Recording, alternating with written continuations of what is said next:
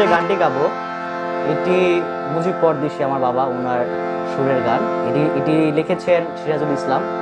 আমি এত ভালো গেতে পারি না, কিন্তু এই গানটা আমার অনেক ফেভারিট একটি গান, চেষ্টা করবো যতটুকু গাওয়া যায়।